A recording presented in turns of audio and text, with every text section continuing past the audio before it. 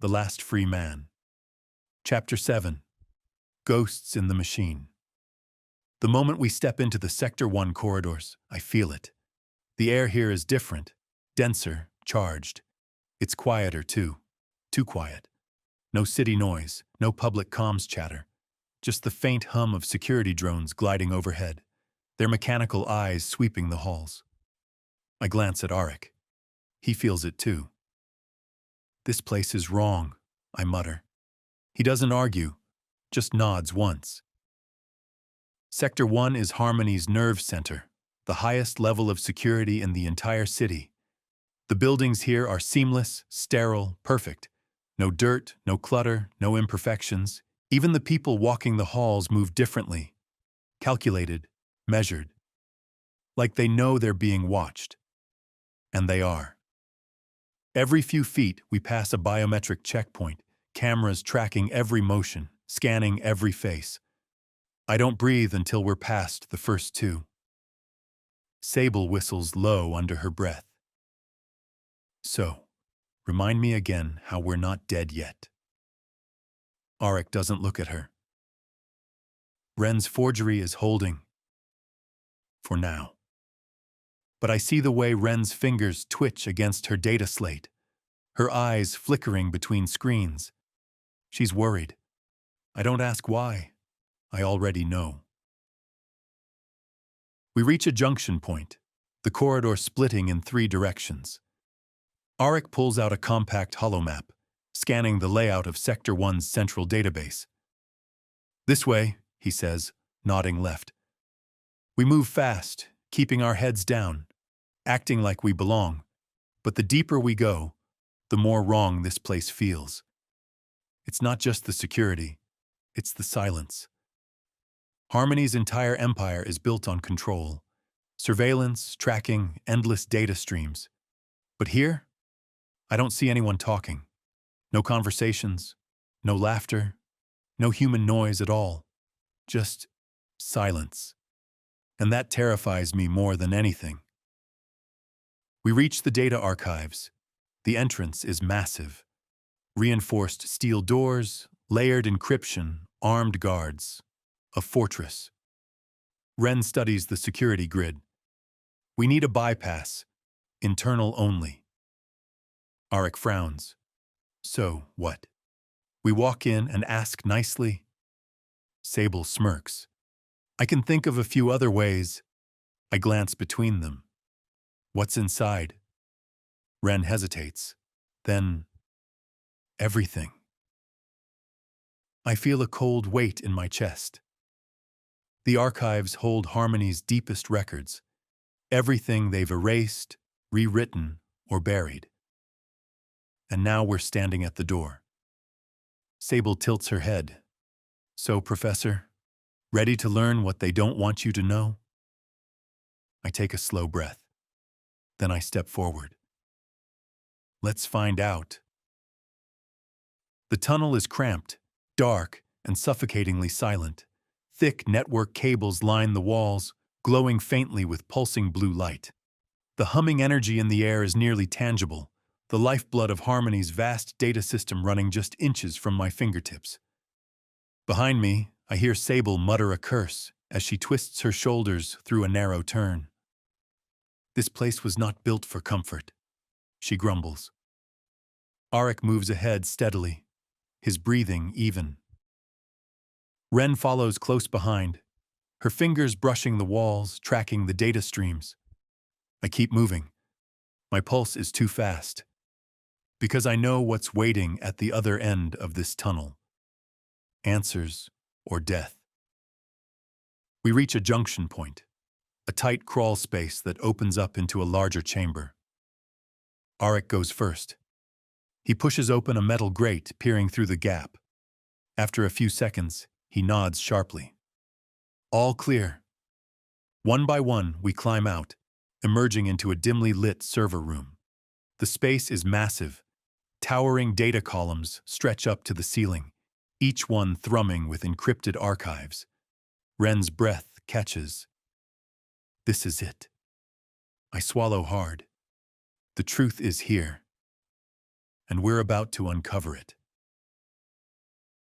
Ren moves fast, pulling out her slate and linking into the nearest data port. Her fingers fly over the interface. The holographic screen flickers to life, columns of encrypted data scrolling at impossible speeds. Arik stands watch near the entrance, his hand hovering near his concealed weapon. Sable leans over Ren's shoulder, eyes gleaming. So, what are we looking for? Ren doesn't answer right away, because she's already found something. Her voice is tight, controlled. Logan, you need to see this. I step forward. The holographic screen shifts. Files unravel before my eyes. And then, I stop breathing. Because there, buried beneath layers of classified archives, is my name. Not just mine. Hundreds of names. Hundreds of people who were supposed to be erased. People like me. I stagger back, my pulse pounding. Arik frowns. What is it? I can't speak. I can barely think. Because I know some of these names. Some of them are people I studied in history records. Activists, rebels, dissidents. People who disappeared decades ago, erased from existence. But they aren't dead. Harmony didn't just erase them. They repurposed them. I feel a chill crawl down my spine as Ren pulls up a secondary file. I see dates, locations, patterns of disappearance stretching back over 50 years. Then Ren speaks, and her voice shakes. They're still alive. Silence. Thick, suffocating silence. I force myself to breathe. Where? Ren hesitates. I don't know. The records don't say, but... She taps the interface, shifting the data set. There's a pattern in the disappearances. Every single one of them was classified under the same project. Sable raises an eyebrow. And that project is... The screen shifts. One word appears. ECHO. Arik exhales slowly. What the hell is ECHO? Ren shakes her head. I don't know. But whatever it is, it's still active. A cold weight settles in my stomach. This isn't just about me anymore. This isn't just about freedom. Harmony has been doing this for decades, and now we know. Sable clicks her tongue. Well, looks like we just pissed off the wrong people. Arik's eyes darken. We need to move. Ren nods. Agreed. I'll copy everything I can. Then she stops. Because something just changed on the screen. The files begin to erase themselves. One by one, the names vanish. The data collapses. The system is wiping itself clean. And then, the room floods with red warning lights. The speakers crackle to life. Unauthorized access detected. Security lockdown initiated. My stomach twists. Arik curses. Sable grins. Welp, here we go. And just like that, the alarms start screaming. The alarms scream through the room. Flashing red lights strobe across the walls, casting everything in rapid pulses of shadow and light.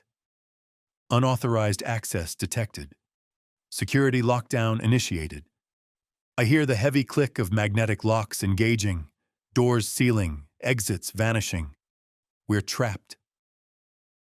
Ren snaps out of her shock first, her fingers flying over her slate. I can slow the data wipe, maybe stop it. She's cut off by a mechanical hiss. The main entrance doors slide open, and Harmony's enforcers step in. Black armor, electro rifles, precision drills in every movement. They don't hesitate. The first shot rips through the server column beside us, sending a burst of white-hot sparks into the air. Sable reacts first. She grabs my arm and yanks me backward just as a second shot nails the spot where my head was a second ago. Arik draws his sidearm. The crack of suppressed gunfire fills the air, but the enforcers don't even flinch. Full kinetic dampeners. Their armor absorbs it. We are so screwed. Move! Arik barks the order, already diving behind the nearest column. I don't think. I just react. Ren is still locked into the data terminal, her eyes wide with focus. I almost have it. We don't have time. I grab her wrist, dragging her away from the console just as another energy blast shreds through the terminal. Her screen flickers and dies. Ren's breath catches. I almost... We need to live first. She grits her teeth, but she nods sharply, and then we run. We sprint through the server room, dodging between massive data columns as plasma rounds explode behind us. Sable pulls a smoke grenade from her belt, tossing it over her shoulder. A thick cloud of gray mist fills the air, buying us seconds. The exit is still locked. Ren pulls up her slate again, typing as she runs. If I can override... No time! Arik growls. He slams his boot into the emergency override panel. The door shudders, sparks, then unlocks. Go! We burst into the corridor. Sable slams the door behind us, jamming the controls. That won't hold long. I glance at Ren. Did you get the data? She's breathing hard, her fingers still tight around her slate. Not all of it, but enough. I exhale. That's something. But we aren't safe yet, because now every enforcer in Sector 1 knows we're here. Arik reloads his weapon. We need an extraction point. Sable grins despite the chaos. Good news. I know a way out. Bad news? It runs straight through Harmony's central command. I swallow hard. Of course it does. We run. The hallway is long, sterile, too quiet, except for the distant pounding of boots. They're closing in, Arik mutters. Sable flashes a grin. Then we better make this fun. She tosses another smoke grenade behind us, filling the corridor with thick, swirling mist. I hear the enforcers shouting orders behind us. They aren't stopping. We round a corner, and suddenly, the hallway opens up into something much, much worse. I skid to a stop just in time. Ahead of us, the corridor drops off into open space, a vast, circular atrium with a hollowed-out center. We're standing at the top level of Harmony's command hub. Dozens of uniformed officers are below us, seated at sleek, glowing consoles. Giant holographic screens display the citywide surveillance feeds, and at the very center, a towering, cold, black monolith pulses with raw data. This is Harmony's mainframe, the brain of the entire city. Ren exhales sharply. We just found their core. Arik curses. Sable, you led us straight into a death trap. Sable smirks. I like to think of it as a challenge.